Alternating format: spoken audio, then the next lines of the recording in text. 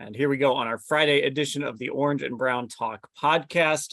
Browns OTAs, we're recording this on Thursday. They are holding their last OTA practice today. We saw our last of 3 open practices on Wednesday. They have mini camp next week. They will be all over the place. They'll be at their practice facility Tuesday, the Hall of Fame Wednesday, First Energy Stadium on Thursday, and then they will take a break up until training camp starts at the end of July. So I thought now would be a good time to take a look back at the 3 OTA practices we watched, things we heard during, after those practices, everything just around it, and kind of come up with some things that we think mattered. So, Mary Kay, what's the first thing that kind of comes to mind when you think about the 3 practices we got to watch?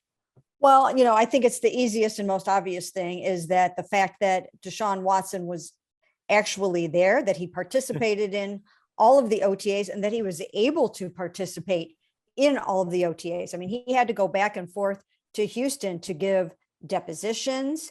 He had to go back and forth to Houston to be interviewed on 2 different occasions by NFL investigators. So the fact that he was here for all of the OTAs, I thought that was vitally important, especially if he is going to be suspended for, the first, 6 to 8 games or something, and then come back and try to play. I mean, they need to bank as many reps as they can right now. And I think that's why you saw him getting all of the first team reps and some of the second team reps. But there is starting to be some natural chemistry between him and Amari Cooper, him and Donovan Peoples-Jones, him and Anthony Schwartz, David Bell, David Njoku. So I think that's the number one thing that stood out in my mind. Yeah, I had that at the top of my list too. And I termed it like Deshaun Watson shaking off the rust. And I wrote about that a little bit on the website. Drew Petzing, the new quarterbacks coach, mentioned that, even if you're not someone who hasn't played since 2020, you still haven't played football in 3 or 4 months. So he kind of lopped the other quarterbacks in with Deshaun, but clearly Deshaun Watson had some more to shake off than most people. And yeah, like I say, it's important because you don't really know exactly if he's going to be your week 1 guy. He would have training camp no matter what, but who knows? Who knows how long that can carry you if you're gone for half a season or even more. So him getting out there and kind of figuring out how to play with not just Amari Cooper, just all those receivers, what they're used to, how they like to come out of cuts and how quickly they do that, and just all the little nuances of being a quarterback. This is really important for him to get out there and at least start that process and kind of see where it goes. All right, Scott, what do you think mattered from what we saw at OTAs? Man, I have a list of things. I don't want to steal somebody. I think, and again, we've mentioned before how these practices are loosely termed practices. It's a lot of individual drills, and then when they do get together with team play, it's a lot. It's like half a step up from a walkthrough in a lot of ways.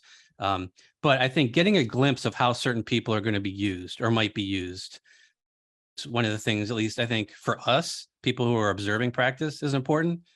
Seeing Greg Newsome in the slot, kind of getting a handle on Anthony Schwartz versus David Bell, like who's going to be the third guy there, so to speak. Jacob Phillips, middle linebacker, interior line defensive rotation, Johnny Stanton among the tight ends, those things kind of give us a glimpse and let us know things we're going to follow going into training camp, because that's when things are really going to start solidifying. You're going to see them actually have some live sessions. You're going to see them practicing against another team. So getting an idea of how that could shake out now, it seems like they're putting guys, they'll tell us, don't read into reps or who's in front of the line and stuff like that. But I know it's our job. We're going to pay attention to that stuff. So those kinds of things, I think, are what mattered, at least from somebody watching it from the outside. I guess mine is, I want to talk a little bit about attendance. I know this is something we talk a lot about with the spring program, and you can make a big deal out of it if you want. You can kind of shrug it off if you want. But I do think every time we were out there were, I don't know if they're up to 90 on the roster, but there were close to probably 84, 85 players out there every time. Joel Bitonio wasn't there at all. He was the only, he missed. I don't think we saw him at all. Jack Conklin Conklin, I think, was at the golf outing, but he was not at any of the practices. Miles Garrett was in and out. Jadeveon Clowney showed up and signed his contract, wasn't there. David Njoku did the same thing. But beyond really those 5 guys, it was pretty much everyone there. Even Jakeem Grant was there. He missed a practice last week, but he was there yesterday. He didn't participate. He had a wrap on one of his legs. But, even in that situation, he was there in the building. And I do think it says something about this team's approach this year.